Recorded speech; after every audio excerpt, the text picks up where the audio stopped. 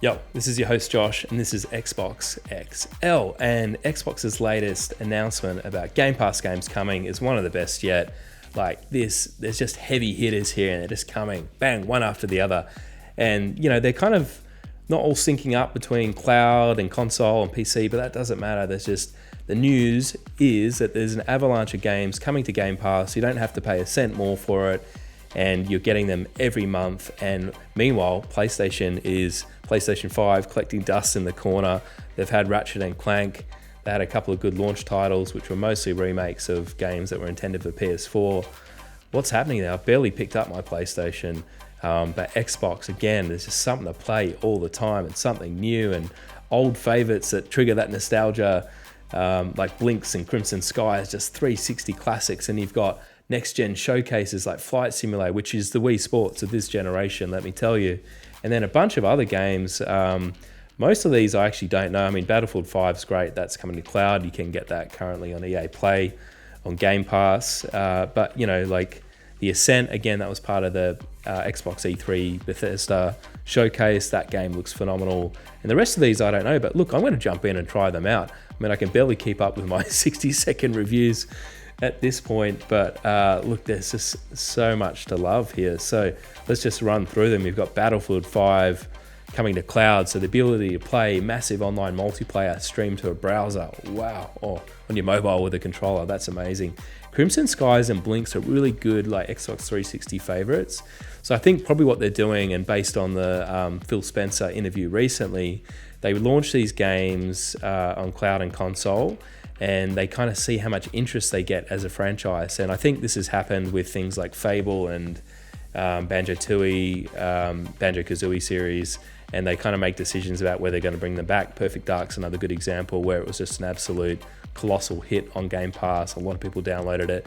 So they're able to get that data and see that there's a lot of interest in these franchises. So I'd say with Crimson Skies and Blinks, they're testing them out to say, are people interested in these? How many people are going to play them? How long are they going to play them for? If the data's positive, they may end up greenlighting a sequel. So do your part. If you love these franchises, make sure you play these games and put some time in, and that can help secure a sequel. Flight Simulator, again, I think this is the real first true graphical showcase for next gen. It's phenomenal, the technology behind it. Hours and hours, hundreds of hours of gameplay if you want to get into it. You can learn to fly for real. Chris Tales I haven't tried yet. That looks pretty interesting. Atomic Crops, not sure about that. Sounds like a bit of a sim. Raji, I think that's a good little first-person adventure. Last Stop, I don't know, but Ascent looks amazing. Great kind of top-down sort of shooter-style game. What have we got here? BlazBlue? Is that BlazBlue? Lethal League Blaze, whatever that is. Omno and the Wingman as well. Tough launching a Wingman game up against Flight Simulator, but hey, maybe it'll work because people will get a bit of a taste for flying and then they want to jump into another game, but that one's PC only for now. But hey, look, what a lineup. Like this is awesome, and Xbox just keeps swinging with the punches. So the other news I think we want to share off the back of this, obviously this strategy is working, but Xbox outsold PlayStation 5 in July, according to numbers, which is a massive deal because they haven't really done that for the whole of the last generation. Yes, there's been some constricted supply with PlayStation. We know that they've got a lot of custom parts, but Xbox is actually delivering, and I think they're selling every console they make. So it's really a battle of supply chains at this point, but I think it's actually giving Xbox some time to shift public perception around how good this brand is and how good their strategy is and how good their technology is and how good Game Pass is. So it's people not able to get a PlayStation 5. You walk into a store, you can get an Xbox Series S, which is cheaper, plus Game Pass, and just play a bunch of games while you may be waiting for a restock.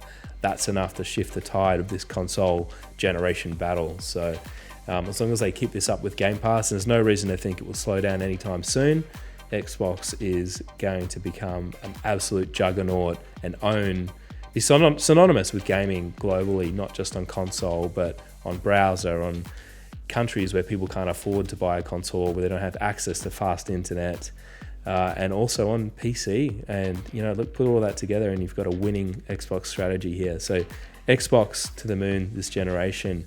This has been your host, Josh. This has been Xbox XL. See ya in the next video.